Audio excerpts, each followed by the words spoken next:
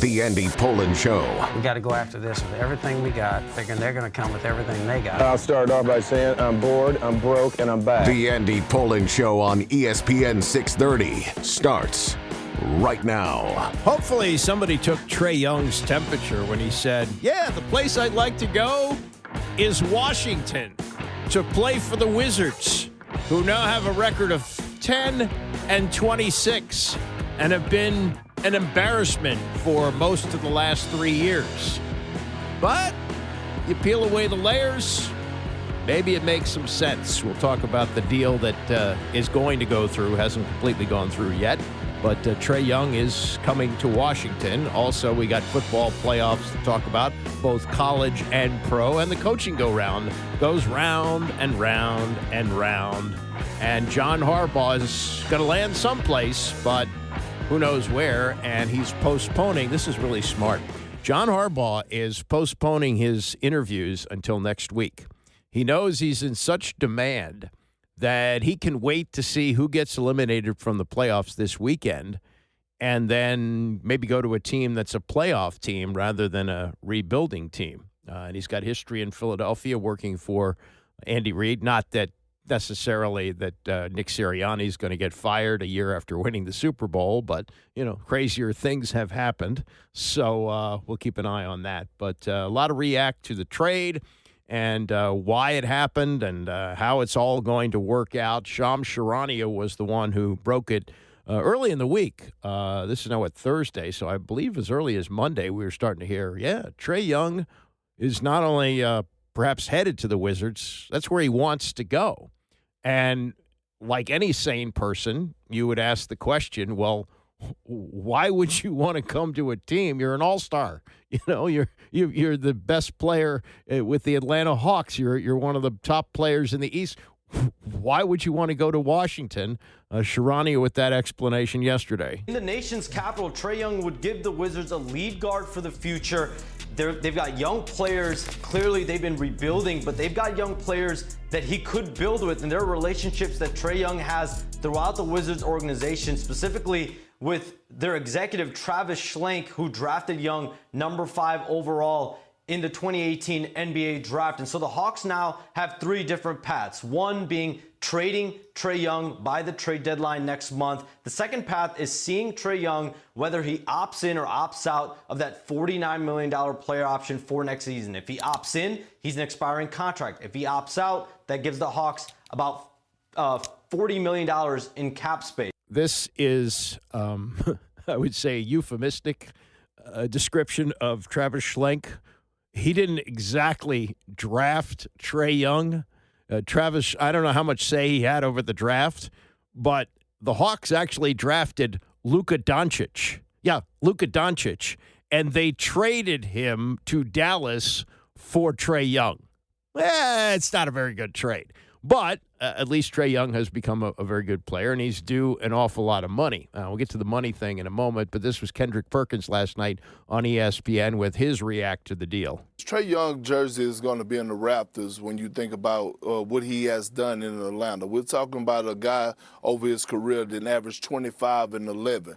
Now, with that being said, the Hawks made the right move. They got a young up-and-coming star in Jalen Johnson, who is now their franchise player, who is going to be the face of their franchise for a long time. But make no mistake about it, Trae Young in the Washington Wizards uniform, scratching the surface of his prime, he's going to do wonders. He's going to put butts in seats. He's going to put up numbers. He's going to have the keys to the vehicle, and he's going to make people around him better. And if I'm Trae Young, I actually walk into Washington with a chip on my shoulder. The simple fact that Washington got him without having to give up any draft picks, I would take that as a sign of disrespect. I think Trae Young is going to go out there and do well. I can't wait to see him, and I also can't wait to see the new-look Hawks when you talk about Jalen Johnson leading the charge. A little confusing there from Perk. I would have thought that draft picks would have come here along with Trae Young because they're picking up all that salary. With the opt-in for next year, it's over $90 million. Now, they're giving up a player on an expiring deal, which is, the kind of moves that the Wizards make at the trade deadline. So C.J. McCollum and his $30 million deal are gone, as is Corey Kispert, who I think is right at the end of his rookie deal, or maybe they extended it, but he's not making a ton of money. Bobby Marks is ESPN's salary cap insider. He's a former assistant GM with the Brooklyn Nets. He spent 20 years working in front offices in the NBA, and he broke down exactly how this works with the money going back and forth. And wait till you hear, this is great, wait till you hear what Trae Young got to agree to go from Atlanta to Washington. Just never mind the contract. There's extra guilt coming along in the deal. So Young is under contract for 2 years, 46 this year, 49 next year. It's a player option here. When you are doing that type of trade with that big of a contract, you have to get within 125% plus 250,000 of that number. So roughly around $37-ish million, $37.5 million to make the money work. That's why the Wizards just couldn't put C.J. McCollum, who's making $30.7 million. And so that's where it is from a trade perspective. Both teams cap or flexibility or apron flexibility. Both teams are apron teams, first apron. We're well below it. So you don't have to rope in a third team here. It's a clean deal. It's probably as clean with the amount of money that's going out in this. It is as clean of a trade that we will see here. So Young goes to Washington. He's got a 15% trade bonus in his contract. If you go on Sports Business Classroom and you download the CBA 101, we kind of explain what trade bonuses are. So normally it's 15% of what is owed on your salary. Because he has a player option that is removed, that year is removed as far as how you calculate it. The other thing too is that the bonus can never exceed the maximum salary for that season for a player. That's why his bonus is at roughly $394,440 because it can't exceed the max salary for a player with between 7 and 9 years of service. It's a lot of mumbo jumbo with numbers, but here's what I heard. Just for agreeing to the deal, he's getting almost $400,000. Who wouldn't take the $400,000 and call it a day? But no. There's the money he's making this year, which is 40-some million plus, and then he's got an opt-in next year. I believe it's $49 million.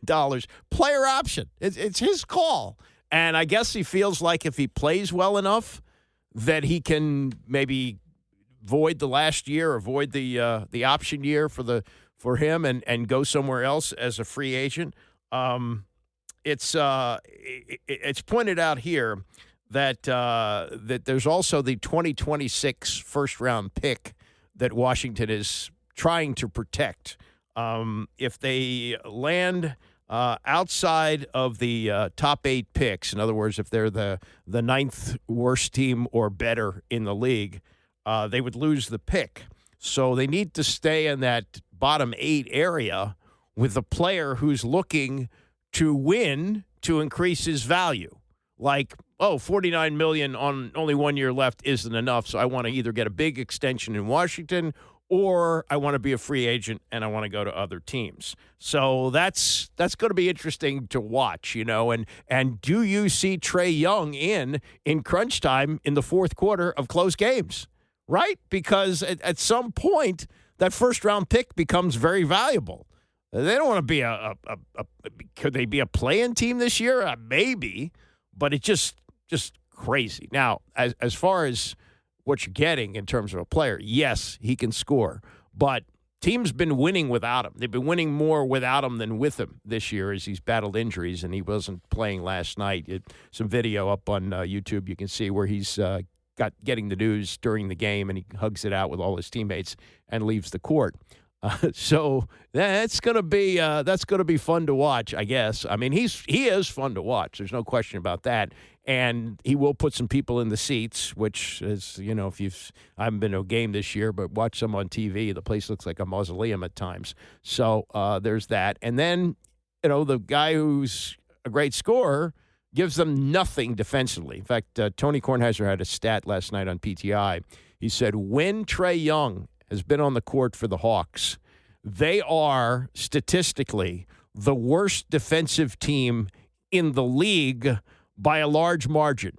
5 points worse than Utah, which is the worst defensive team. So he's a complete defensive zero. Gives you nothing defensively. Not that big-time scorers are necessarily going to be great defenders, but he's a true defensive liability. Reggie Miller on the other day with Dan Patrick as this trade was percolating with what he's been hearing and what he's observed about Trae Young.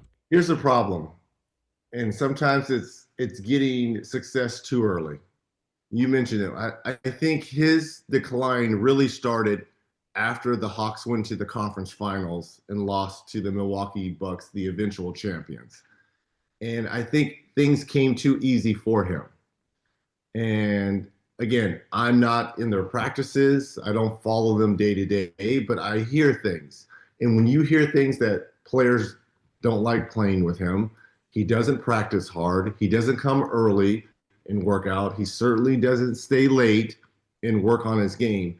When I hear comments like that, I hope they're not true, because I think he is an unbelievable talent and he can help a team out. The problem is he's small. He's not going to grow. He's not very big. He's slight. So he gets taken advantage of at the defensive end. And if you're not going to work on your game, if you're not going to bulk up, look at Stephen Curry. I mean, they were almost the same size at one point. And you look at Curry now, how much he has bulked up, continues to work on his shot like it's going out of business. I don't know if Trae works like that. I don't know if he's committed to working like that. So if you're the Hawks, you have a decision to make. What can you get in return for him? And the longer they wait, those kind of returns start to go down. It's like the stock market. So, but I know we've seen him on display in New York. We know he's a ice Trae. We know what he can deliver. Is what can you get for him?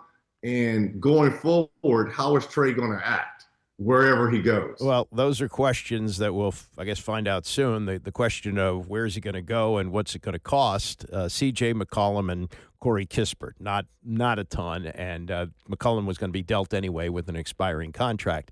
But that's not a ringing endorsement. That's a guy who's 27 years old who Reggie Miller says isn't working at it. And as you get older, your skills, tend to diminish unless you really stay on top of it.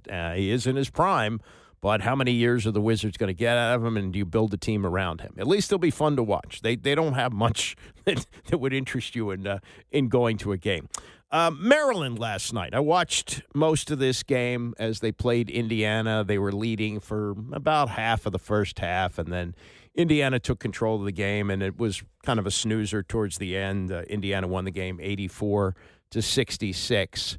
And this is an interesting stat. Actually, the Washington Post, give them credit. They didn't send the Associated Press or use the Associated Press AI-generated story on this. Gene Wong actually covered the game in College Park last night. And he has it's a stat which you can kind of look at a little differently than maybe if it was long term, but it is because of what teams do with early season schedules. So Maryland probably played a tougher schedule this year pre-conference than they normally do. But Buzz Williams now as the head coach of Maryland, and he's only been coaching them for 15 games, but he is the first Maryland full-time coach, not interim like Danny Manning was several years ago. He's the first full-time coach to have a losing record since Bob Wade 40 years ago, which is really almost 40 years ago, which is really, stunning when you think about that. But, they did play some tougher teams, and now they are 0-4 in the Big Ten, and Buzz Williams is 7-8, and like Herman Edwards says, you play to win the game. But see if you can pick up here in this minute or so soundbite from Buzz Williams after the loss last night, what I picked up and what you might think of it. Our coaches are doing a great job of identifying measurables. Our practices are much more impactful in regards to how we're spending the itinerary of what impacts winning. In some ways, I think we've stopped losing, and we've had momentum in the process of all of this. We just haven't had momentum in the results. And so, just like I told them, we'll keep auditing how we can improve, and we'll keep building on the things that we know we're having success with, and the things that we're deficient in, we've got to continue to find ways to improve. Whether you're at home, whether you're on the road, we've got to continue to search for these margins of improvement and chase after it with a relentless spirit of where is one other thing. And that for sure is me at the front of this. I've got to do a better job. And I'm trying to professionally, with great poise, apply appropriate pressure to everyone in the program for those margins. Yes, your ears did hear you say Buzz Williams, the coach at Maryland, the only coach they've had since Bob Wade to have a losing record, a full-time coach. You heard Buzz Williams say this. In some ways, I think we've stopped losing. No, you haven't stopped losing. You're 0-4 in the Big Ten. You have a losing record. In some ways, I think we've stopped losing. No, you haven't stopped losing. In some ways, I think we've stopped losing. No, the final score says you're losing, and you lost by 18 points last night. Now, I guess to be fair, they're playing without their leading scorer, Pharrell Payne, who's out again. Second time this year he's missed games with injuries, 4 straight games. He's their leading scorer with 17.5 a game, a leading rebounder, 7.2, and leads them in blocks. So you're playing without your best player. Get it. But, don't try and sell us on the idea that we've stopped losing because we're playing better or the coaches are coaching better. Team's losing. And if you watched any of this on the Big Ten Network, I can't remember a conference game at Maryland in the last, 50 years, going back to Lefty, that was completely empty. I mean, I don't know what the announced attendance was, but from the looks of it on TV, I'll bet you there weren't 5,000 people at Xfinity last night. Holds, I think, 17,500 or 18,000. It looked like 5,000 people were there. I know the students are on break, and another problem, it's a 6:30 start, and that's a terrible time to start games with the Beltway traffic, but it's a conference game. It's Indiana. It's a blue blood program. I know it's a long time ago, but it's the school that you beat for your one national championship. And nobody was there, and the coach is trying to sell us on this. In some ways, I think we've stopped losing. No, you haven't stopped losing, and you need to stop losing. I don't know if it's going to get any better because they do the conference rivals, the California two-step at UCLA on Saturday and at USC on Tuesday. But you got to give him time, and he has a completely new team. Apparently, he's doing really, really well in recruiting and the portal and all that. So I think you kind of throw away this year. But don't say you've stopped losing when you haven't stopped losing, because you're 0-4 in the Big Ten and you're 7-8 overall. All right, let's get to the Ravens situation. Jamison Hensley covers the Ravens for ESPN. He was on Dan Patrick's show yesterday with all the details of the firing of John Harbaugh, including a report that Harbaugh had, quote-unquote, lost the locker room. The Andy Pollin Show on ESPN 630, the sports capital. With all of this administration's efforts to get rid of DEI hiring, the NFL still does have the Rooney Rule, which requires teams interview minorities before making head coaching hires. And this seems to be a Rooney Rule interview.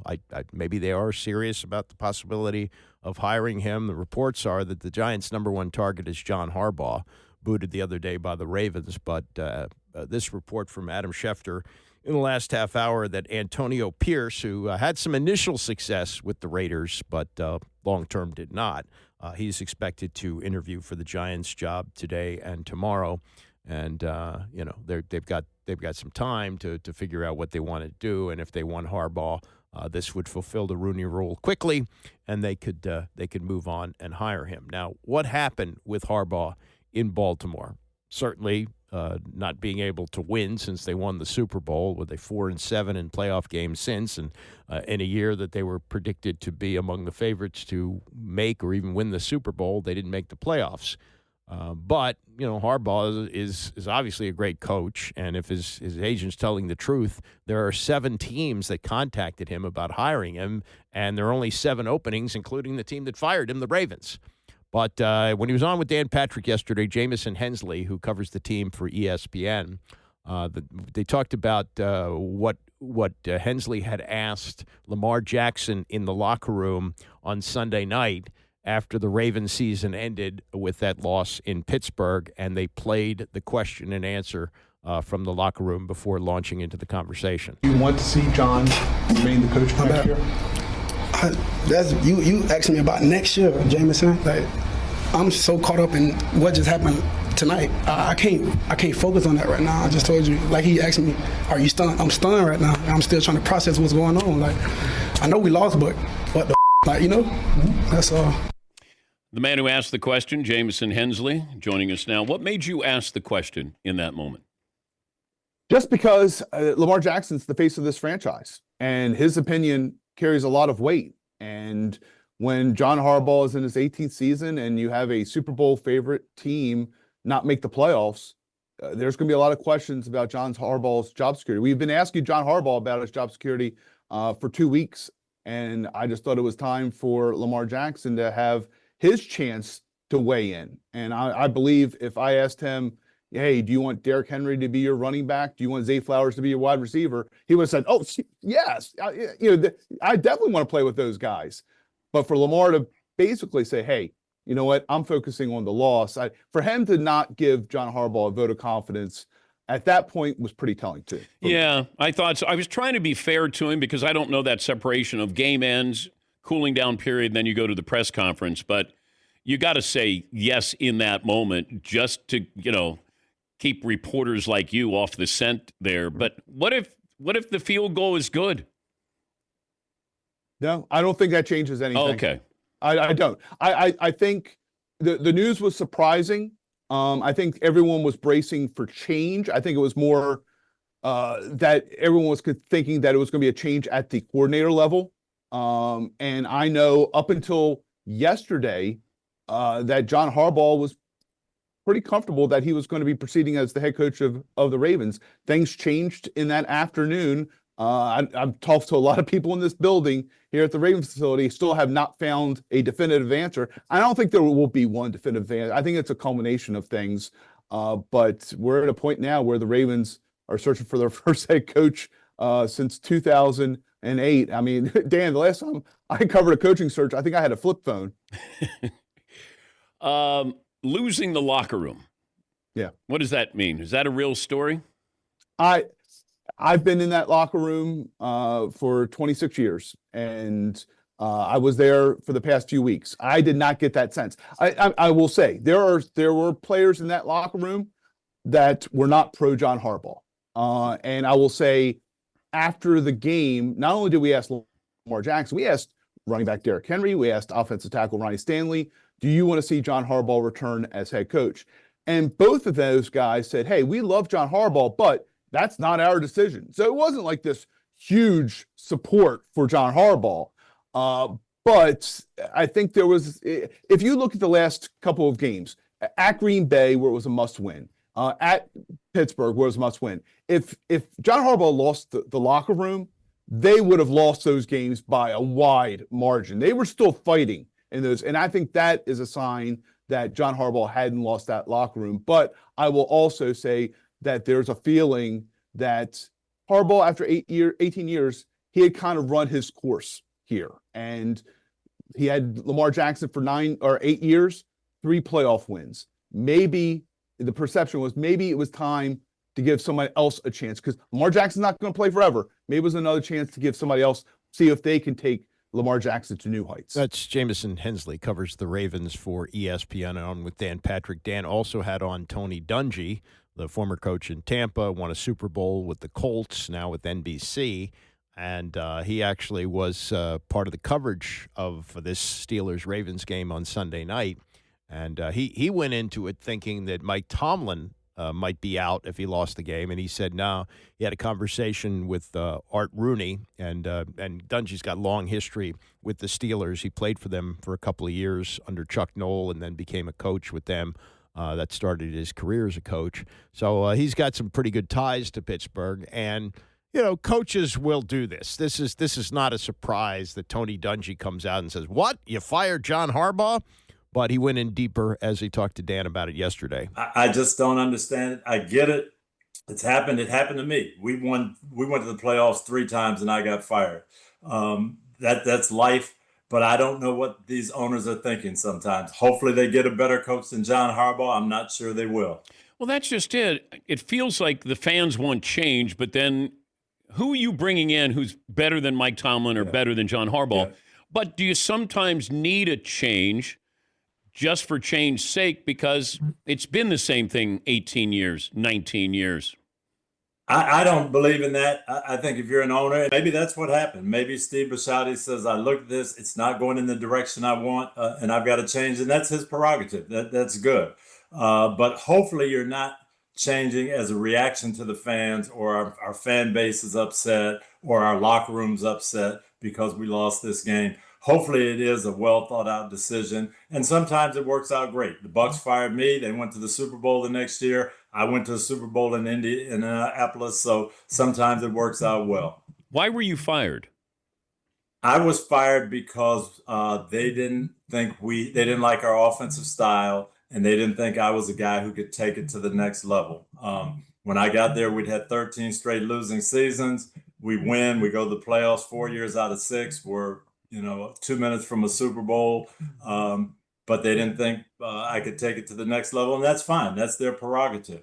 John Gruden, and that's what I will say this about Baltimore. If you're Steve Bisciotti, you better get a guy who's ready to take this roster that's set up to win and win now. Don't train a coach for 5 years from now and all of that. You better get somebody who can do it for you right now. What's the right fit for John Harbaugh?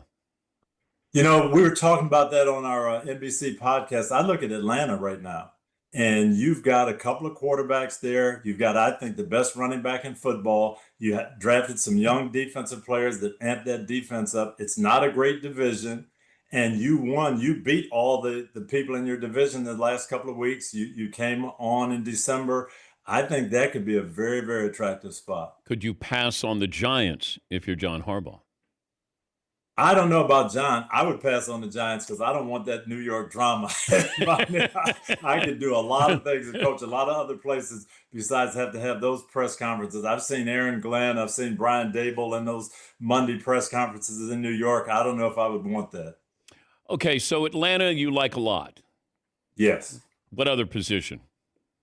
There's a couple of teams there. You have to look at the Giants. You've got a young quarterback there who looks like the quarterback of the future. The Titans look like they've drafted their quarterback of the future. It's not a great division either. I would be worried about, what's really going on in the front office in Nashville. And are they going to give me a chance to succeed? You had a pretty good coach in Mike Vrabel, and you let him go. I think he's a pretty good coach. So that might worry me a little bit. But, any place. When I went to Tampa, they told me not to go to Tampa. Oh, it's a death knell for coaches. Don't go. So you just got to get comfortable with the organization there, with the people that are going to be your bosses, and make it work. Yeah, the Browns situation would make me nervous that you've kept your GM. I don't trust the owner. You don't have a quarterback.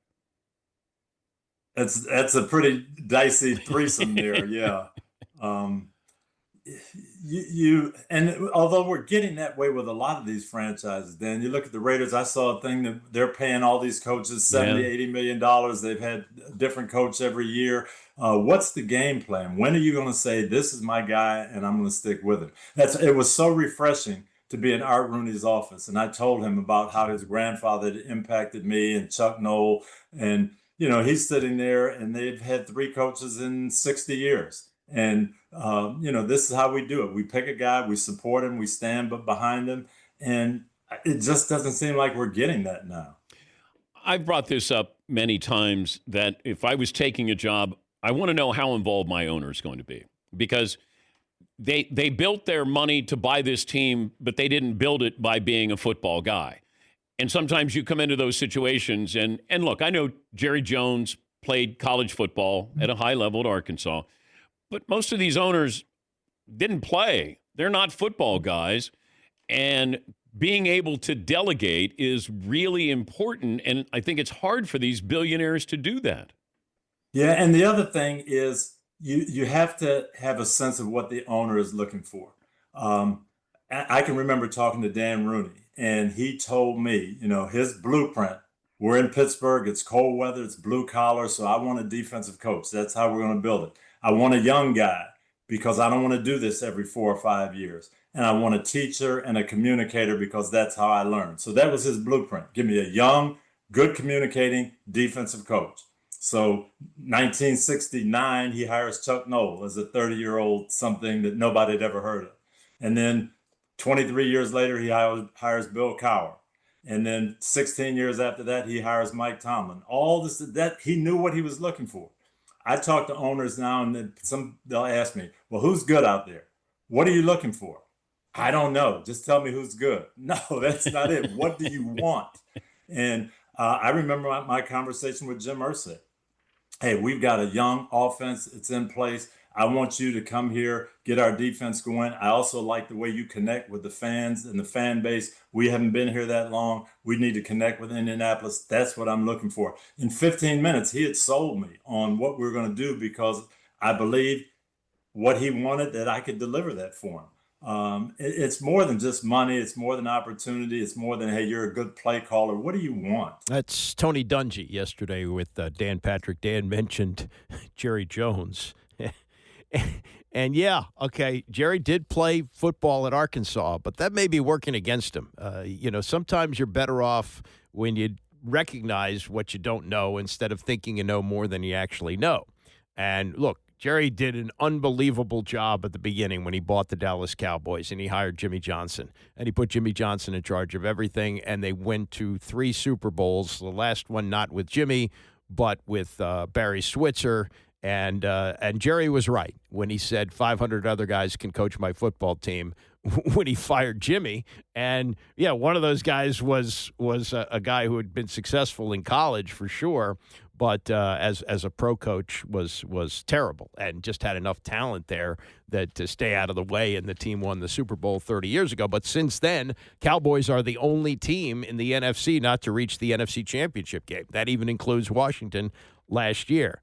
And look, for all of Jerry's faults as an owner and doing the things that he does, he has incredibly raised the value of the team and every other team in the NFL. He showed the way.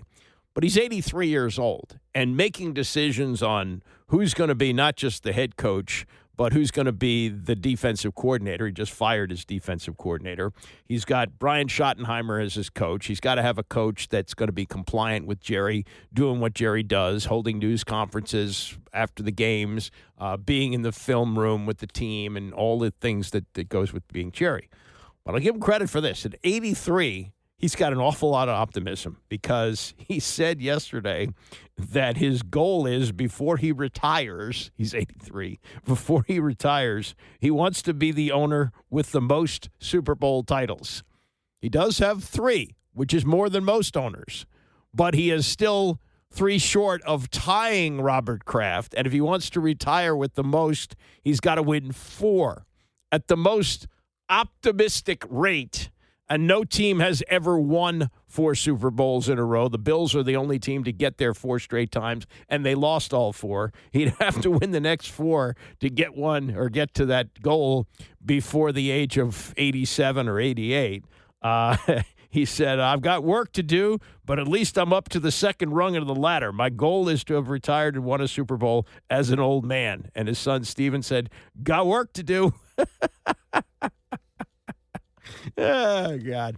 As for what the Ravens are going to do, moving on. Last thing from Jamison Hensley, who covers the team for ESPN, what the Ravens are looking for in their next coach. I think they're looking for a coach. It doesn't matter if it's offense or defense. I think they're looking for somebody to reinvigorate this franchise. And I think it kind of grown a little stale around here. And so I think they need somebody to really kind of energize not only that locker room, but Lamar Jackson as well. And I think that is when whoever takes over for the Ravens, that is going to be the key. How do they connect with Lamar Jackson? Because not only is he the face of this franchise, he is the leader. And as this team goes, as Lamar goes, this team goes. So I think that is going to be the priority. It's not more of offense, defense, but how do they connect with Lamar Jackson? That is Jamison Hensley, covers the Ravens for ESPN. And we'll wait to see what develops there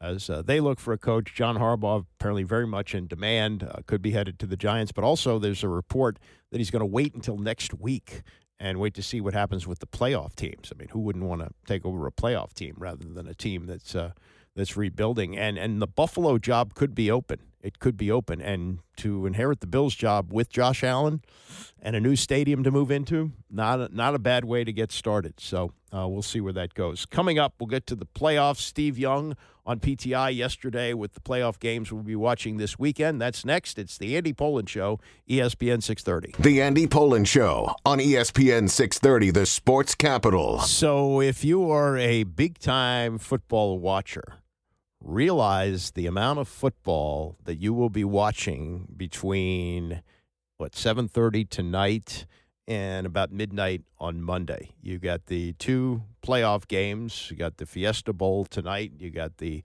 Peach Bowl tomorrow night, and then starting Saturday at 4:30, you got the Rams playing at Carolina, then Green Bay on Saturday night at Chicago. Yeah. Make sure you got the coldest game possible at night. Don't play Carolina at night. Yeah, play Chicago at night. Well, Green Bay's a bigger draw. Chicago's a bigger draw. I get that. Sunday, Buffalo at Jacksonville at 1 o'clock. San Francisco at Philadelphia, 4:30. Chargers at New England, 8 o'clock. And then Monday night, you got Houston at Pittsburgh. And it's interesting looking at the odds. There's only two home favorites in this. Rams on the road, favored by 10.5. That's really remarkable. Think about that. A 10.5-point spread for a road favorite in a playoff game. That's double digits. Hey, James Carville, always says, hold your nose, hold your nose. Pick the road dog if it's double digits. Then on Saturday night, they've got Green Bay on the road as a 1.5 favorite. Sunday afternoon, Buffalo a 1.5 favorite at Jacksonville, and then Philadelphia at home is 4.5 points favored over San Francisco, and New England on Sunday night, 3.5-point favorite over the Chargers. And then Monday, Houston at Pittsburgh. Houston on the road, favored by 3. So only two home favorites in this. And I just have to laugh when I look at New England. I don't know what the weather forecast is for Foxborough, but you got a California team playing a night game at New England. What do you remember that? Yeah, the Tuck Rule game, right? And Adam Vinatieri, who I don't understand why he's not in the Hall of Fame. That's the greatest kick ever made. Not the kick to win the game, but the kick to send it into overtime. That's unbelievable. 48 yards in the snow. Crazy. Made the kick. But, it's remembered, of course, for the Tuck Rule game. So another team from California, not the Oakland Raiders, but the Los Angeles Chargers playing at night at New England on Sunday. New England favored by 3.5. What are we likely to see? Steve Young, former 49ers quarterback, Hall of Fame quarterback, frequent guest, I think maybe even every week on PTI, was last night. They started with the look first at the game that San Francisco will be playing on Sunday afternoon at Philadelphia. Brock Purdy sounds confident that Trent Williams will return from his hamstring injury against the Eagles. If you're in his shoes, how much does Williams' presence matter? Look, I don't think you can understate it. I mean, there's 4 positions that you have to have in the NFL to be any good as quarterback, shutdown tackle, shutdown corner, and edge rusher. So if you've got a tackle, and look, it's not as big a deal, Tony, today because you're in the shotgun most of the time. The shotgun, you're already kind of preset. You don't have to turn your back. If you're under center, you have to turn your back, and the blind side becomes a much bigger deal. But yet, if you have a tackle that can take a 3-way rush and swab it down or stone it right where it is, that leaves you an angle now to escape. And then if he goes around the end, the circle gets so much bigger because the tackle's so much more athletic.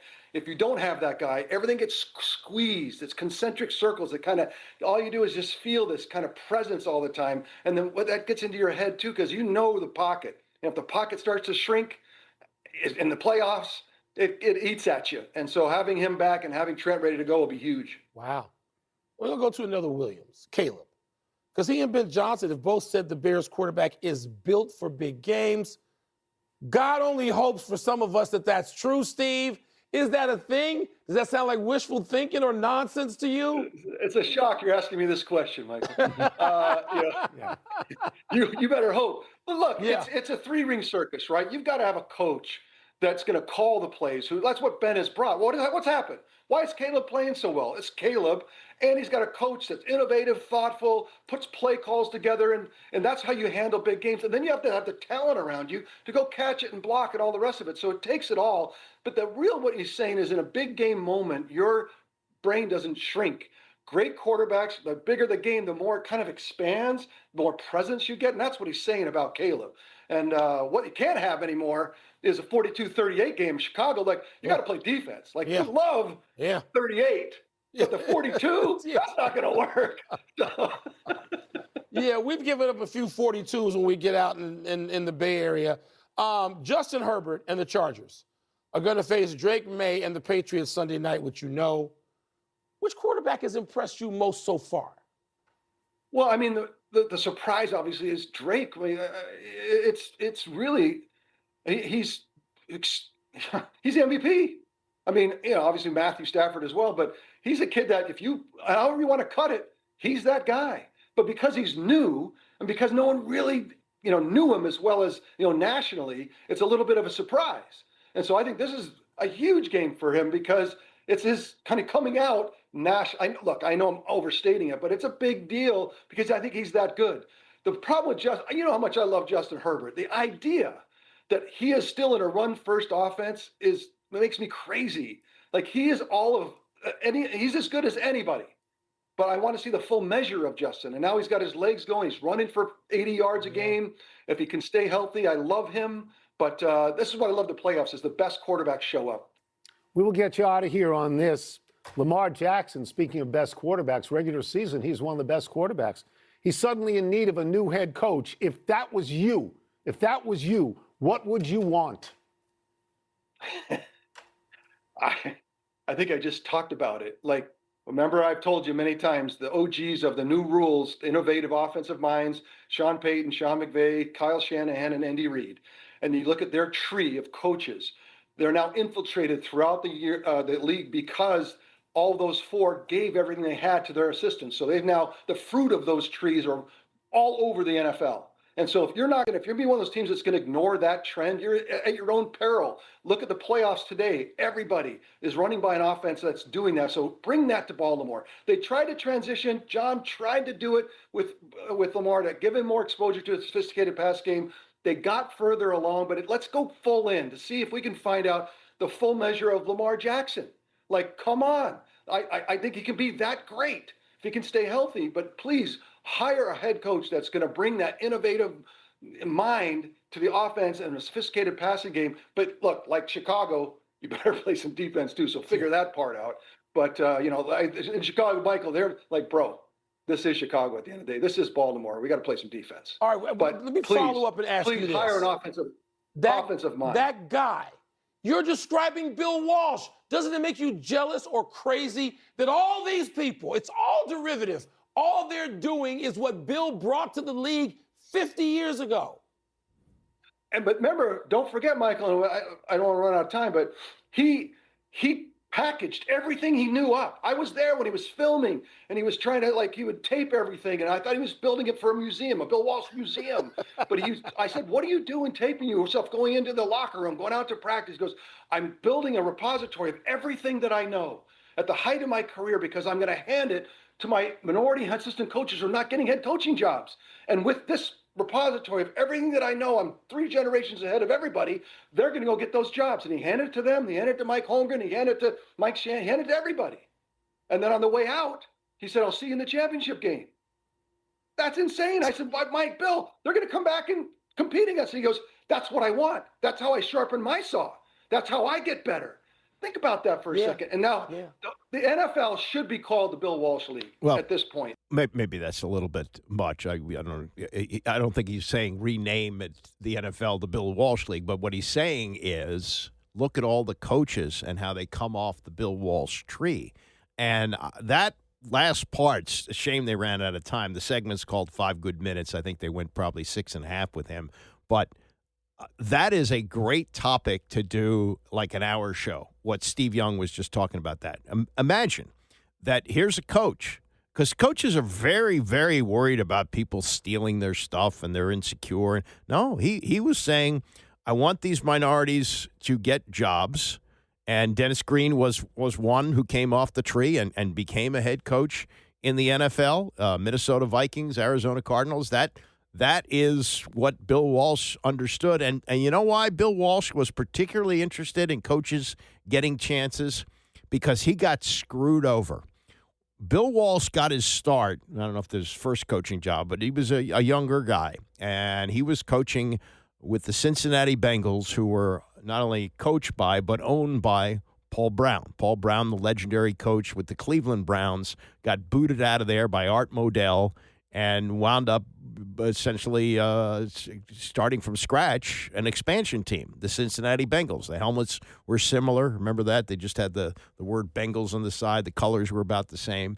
And he was going to, he was going to take down the Browns. That was he was a lifetime Ohio guy. He had coached at Massillon High School, had worked his way to Ohio State. He was football in Ohio and really an incredible innovator in the NFL. I once talked to Bobby Mitchell about playing for him, and Bobby Mitchell went to training camp with Vince Lombardi. He didn't play that season, wound up retiring before the season. But I asked him a comparison. He said, "Oh no." He said this stuff that you got from Paul Brown was the stuff that made the modern NFL. He said it was just totally different. And so here's Bill Walsh, who becomes the offensive coordinator.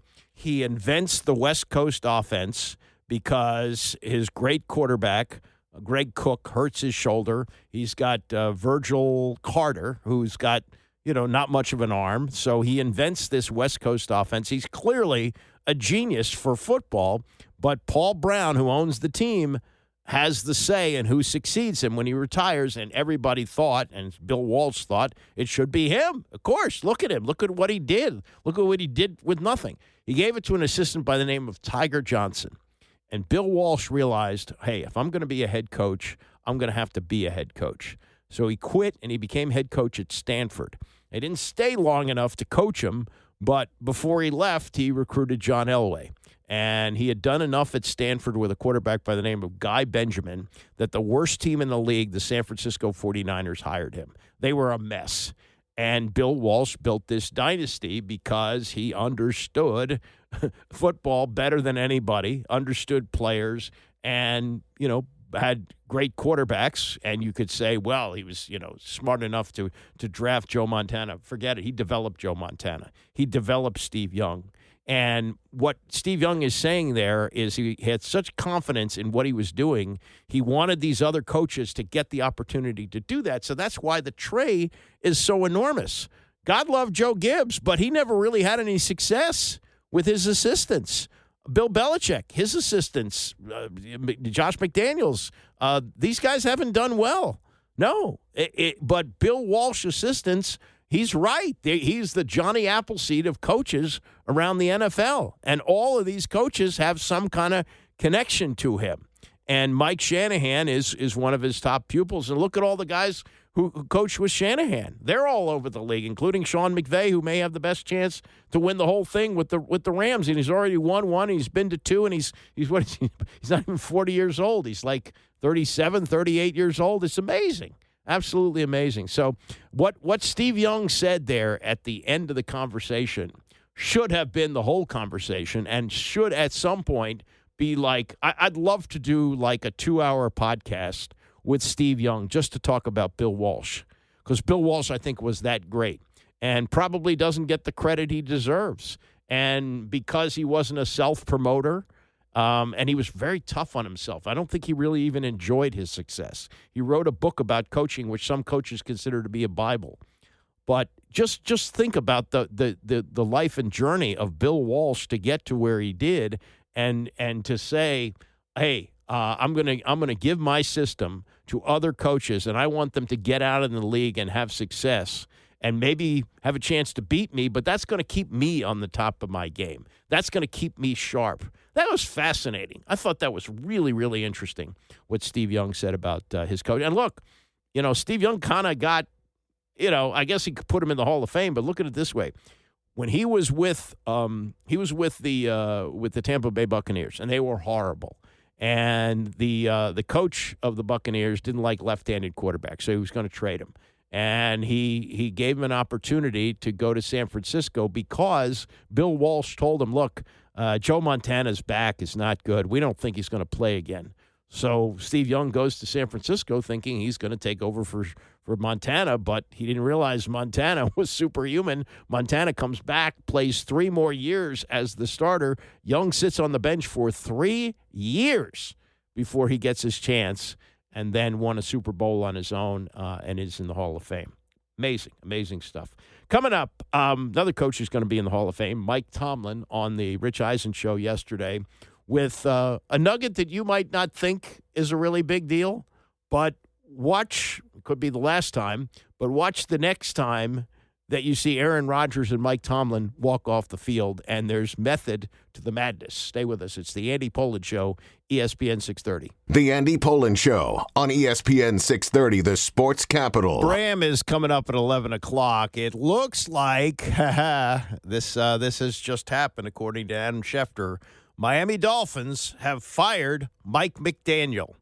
And the buzz around Ashburn has been, especially since the firing of Cliff Kingsbury, that McDaniel would be the perfect choice. He's got history. He worked with Dan Quinn in Atlanta. Quinn was instrumental in helping McDaniel deal with his alcoholism, and he is considered to be an offensive guru. Certainly doesn't have the look of a head coach, had some success as a head coach, but McDaniel might be number one on the radar. And there was a report yesterday from Josina Anderson that in fact, John Harbaugh was the number one choice for Miami to take over as coach. Remember, doing the math, 7 openings. The agent for John Harbaugh said within an hour of him getting fired, he heard from 7 teams who were interested. There were only 7 openings at that point, including the Ravens. Now there are 8. And so that would be the one possible. I don't know if he thinks they're going to get John Harbaugh, but I guess he's got to clear the deck. You can't interview John Harbaugh for the job if he's still got a head coach. So Mike McDaniel out, fired as head coach of the Miami Dolphins, and I would think it would make sense. I'm sure they're going to at least consider him, but I would think that there's history there that would be good. They couldn't say enough good things about each other when they met in Madrid. So don't be shocked if it's Mike McDaniel, and I would think they're pouncing on this quickly. I would think that Dan Quinn is talking to him now, if he hasn't talked to him in the last couple of days. If you get fired, would you be interested in coming here? That kind of thing. Because I don't think there's another team in the league would be interested in hiring Mike McDaniel as a head coach. It could be, but I don't think that's going to be the case. In Pittsburgh, will there be an opening if the Steelers lose on Monday night when they play Houston? According to Tony Dungy, who was in the office with him and talked to the owner, Dan Rooney, he said that's not going to happen. So Tomlin is the coach. He's got at least one more game to coach this year. And as Aaron Rodgers will probably spend the offseason going, I don't know whether I want to play or not. I'll have to see. Have to go in the cone of darkness, whatever. But there's kind of a thing that's going on this year with Rodgers and the walk-off off the field, which Tomlin explained yesterday when he was on with Rich Eisen, and about what it's been like to coach a player in the twilight of his career, but is Hall of Fame bound in Aaron Rodgers. There certainly is a comfort and an ease knowing that you got a been there, done that guy at the controls. There's value in it that's immeasurable, not only in terms of his performance, but just the collective performance. He's got a way about him that's cool. He calms the waters. And certainly we got some young, significant contributors in his huddle, and the informal things that he does are just as critical as the formal things. And you got a good story, just before I move on from Rodgers, you got a good story of the first time this year where you're like, okay, he's got it. I'm not concerned, or Not that you were, but you got a good story where you're like, this is it. We got this thing, Coach? I don't know. I make some assumptions sometimes just because I got so many other things to focus on. I knew exactly what I was getting. I haven't been blown away by his command of moments, his desire to conquer moments, his ability to do so. I just seen him too much for too long, and that's who he is. And so, I think it's probably quite the opposite. If he doesn't rise up in those moments or smile in the face of adversity at those times, I'd probably be surprised. And he certainly hadn't done that. Who came up with the idea of you, Rodgers, and Cam Hayward walking off the field together this year? Hey, it's funny. Cam and I have been doing it for years. We just have. We get a road victory. He and I generally have responsibilities and so forth. And we made eye contact a number of years ago. It might be 8-10 years ago now. And we've been walking off the field together like that for that long. Nobody cared or paid attention until Aaron got involved. And so, we invited him into our little group, and it's gotten a heck of a lot more attention, obviously, since he's gotten involved. But Cam and I personally have been doing it for years. Well, maybe part of that is obviously Rodgers is who he is, but he's also the quarterback. And the Steelers are in a lot of standalone broadcast games, and the quarterback speaks to a sideline reporter afterwards. And it's very rare to see a coach and somebody who I think is a Hall of Fame defender standing waiting for the quarterback to be done so you could all walk off together. That could be it too. It probably goes back to our days, to be honest with you, when that rivalry was really heated versus the Cincinnati Bengals and Vontaze Burfict and Pac-Man Jones and stuff. I think Cam wanted to walk out with me, man, because people be throwing stuff at us when we exit the tunnel. If you really want to hear the real story, some of these road game venues, man, have been hostile environments, and that's why we started walking out together. And so we figured we better do the same with 8, because I imagine he faces a little hostility as well. That's Mike Tomlin yesterday with Rich Eisen, so keep that in mind with the walk-off. Again, they're the last game of the football weekend as they close things out on Monday night at home against the Houston Texans, and the Texans are favored by 3. Most of the favorites this week are road favorites. The 2 home favorites are the Philadelphia Eagles against San Francisco, favored by 4.5 on Sunday afternoon.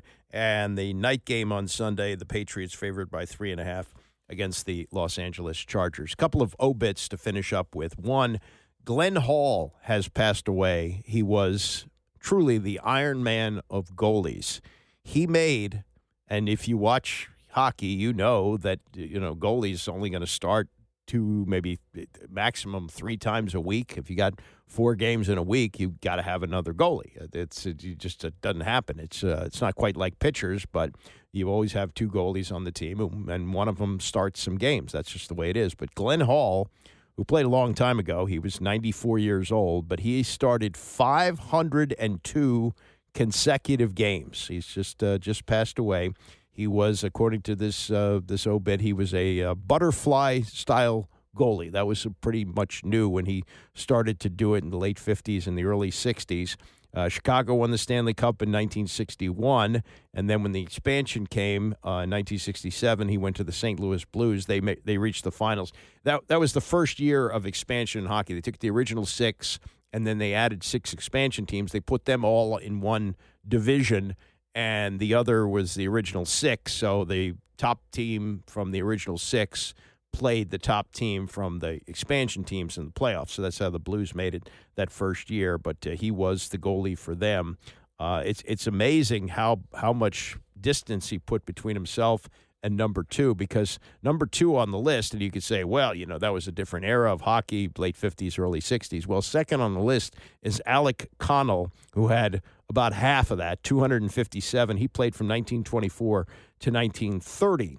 And what happened here with Glenn Hall between 1955 and 1963, never missed a game, and counting postseason, started 552 in a row. Nobody's going to touch that. He won 3 Vezina trophies as the league's top goalie with Chicago in 63 and 67.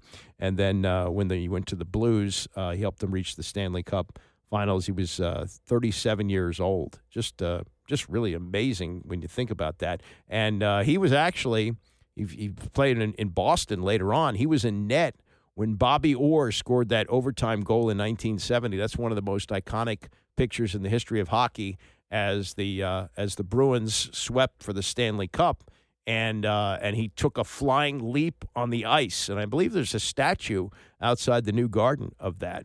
If you're looking for others who have excelled at goalie, Martin Brodeur, who's the league leader in wins with 691 in games played with 1,266, posted a photo with a remembrance. He said, Glenn Hall was a legend. I was a big fan of his. He set the standard for every goaltender who followed. His toughness and consistency defined what it meant to play. Probably played without a mask, too. I mean, this is a different era of hockey. And finally this, Dick Dull has passed away at the age of 80. And Dick Dull is a name that should stick out for you if you remember the horrific time of 1986 when Len Bias died of a cocaine overdose. It happened June 19th, 1986. And Dick Dull was in what would be his last year as the athletic director at Maryland. He was a javelin thrower. Maryland graduated 1967, got into real estate, I believe, and saw an opportunity to come to Maryland as an assistant, worked his way up to become athletic director in 1981. And those were the days of Lefty Driesell taking the team into the NCAA tournament just about every year. Bobby Ross became the football coach, succeeding Jerry Claiborne. They had success with Boomer Esiason. Those were really good days for Maryland sports, and it came to a crashing fall in this horrible story about Bias, and what followed was basically the destruction of the athletic department.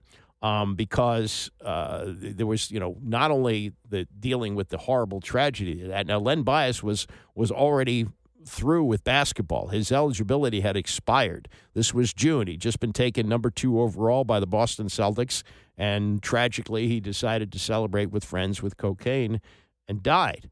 And so, what happens after that? Does Lefty Driesell keep his job? Dick Dull publicly said that Lefty should keep his job despite the fact that he was part of a grand jury investigation. And that John Slaughter, who was the president of the school, he said to Dick Dull, I wish you hadn't said that. And he said, we need to make a decision about Driesell. It was Slaughter who made the decision that Lefty had to go. And the story is that he called John Thompson, and he said, I need to hire a black coach. Who should I hire? And Thompson said Bob Wade, who was the great high school coach at Dunbar, sent a bunch of guys like Muggsy Bogues to the pros. He was a great high school coach, never coached in college, in over his head. And Thompson later denied that he told Slaughter to hire him. I don't think he did because, Thompson was getting players from him, so I don't think he wanted him necessarily for that. But anyway, he went there and lasted 3 years, and the program really declined, and I think he won only 9 games the last year. They hired Gary Williams. He went through the probation that they got from Bob Wade, and then you had Bobby Ross resigning in the wake of all this. I think he stayed only 1 more season after the death of Bias. And for Dick Dull, his career kind of ended there as at least a big-time athletic director. He was out in 86. Lefty, of course, was out, and a whole new era of Maryland sports followed in the rebuild. He went to sell real estate for about 10 years. He resurfaced, and the rest of his career was at smaller places. He was the athletic director at Nebraska Kearney, I believe is how you pronounce it, 1996 to 98.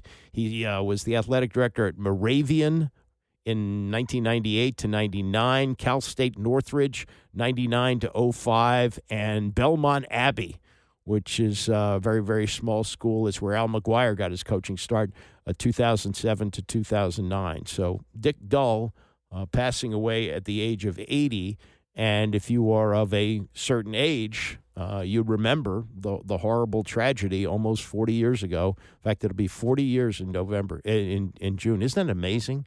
40 years since Len Bias died, And, just do the math. Here's a man 40 years old in the prime of his career with his dream job as athletic director at Maryland, and his career was never the same. And many others who were caught up in all of this. Just a horrible, horrible, horrible story. And Dick Dull was, in many ways, collateral damage from that.